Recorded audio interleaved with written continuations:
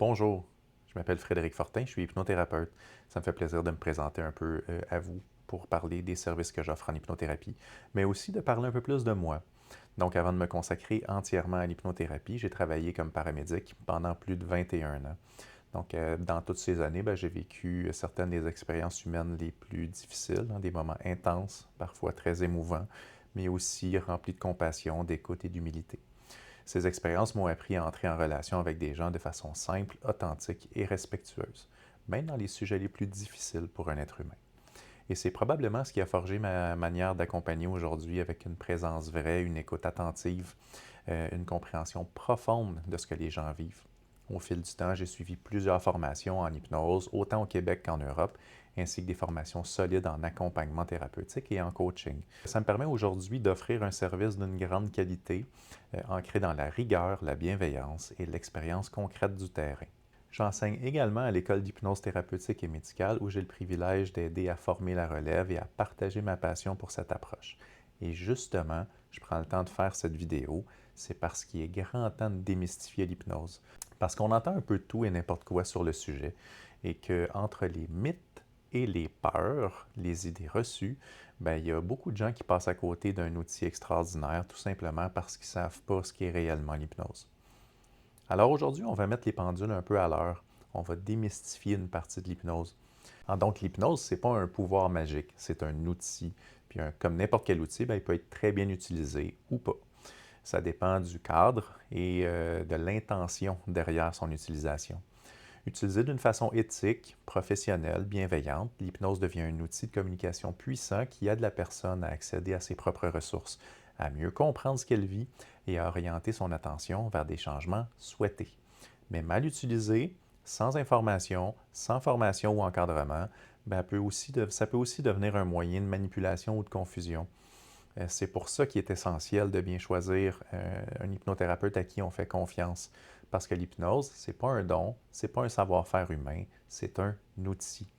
Le cadre doit être sécuritaire. Donc, chez Accès Hypnose, tout est fait dans un cadre sécuritaire, clair et éthique. Aucune promesse, aucune prétention. On ne pose pas de diagnostic, on ne prétend pas traiter un problème médical ou psychologique. On ne remplacera jamais la psychothérapie ou la médecine traditionnelle.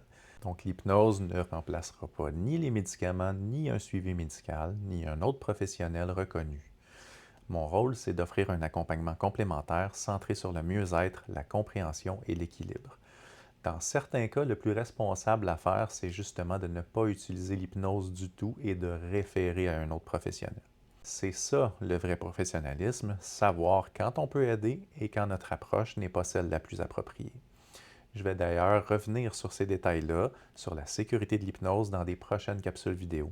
Beaucoup de gens pensent que l'hypnose, c'est toujours les yeux fermés dans un bureau avec un hypnothérapeute qui a une voix très lourde et monotone, mais il existe des approches beaucoup plus naturelles, dont l'hypnose conversationnelle.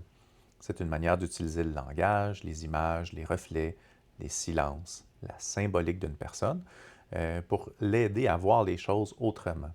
Pas besoin de dormir ni de décrocher complètement. C'est une forme d'accompagnement consciente où la personne reste active, présente et libre.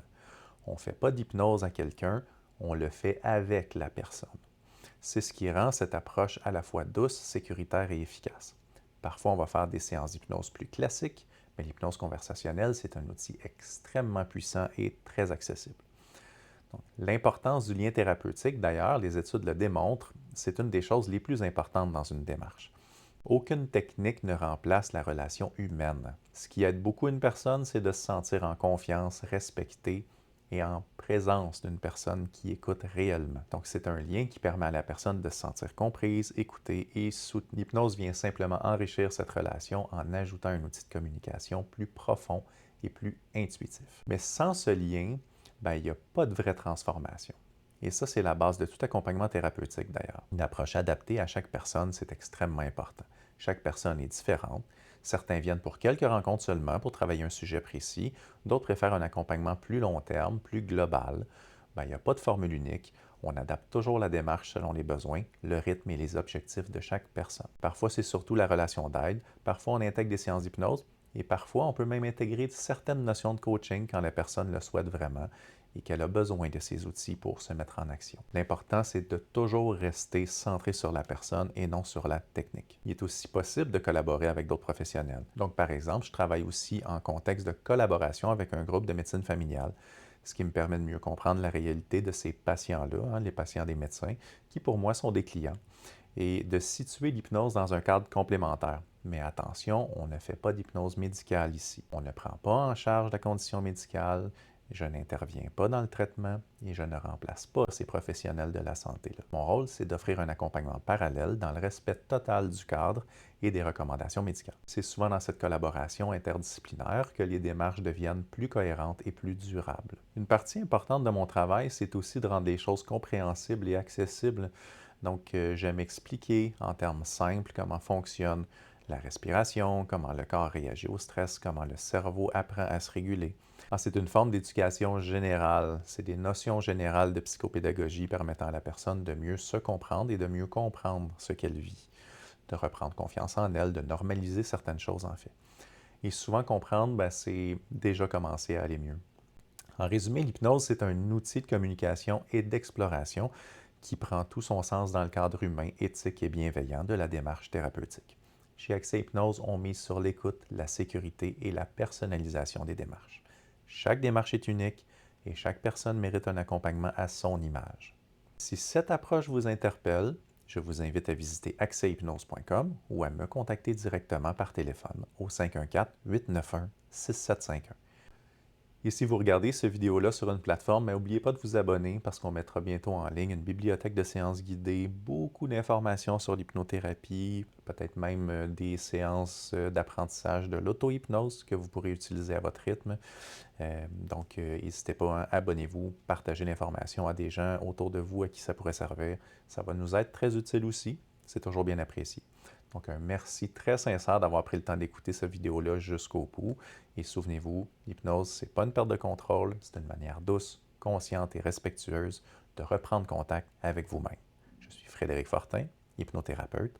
Au plaisir de vous voir bientôt.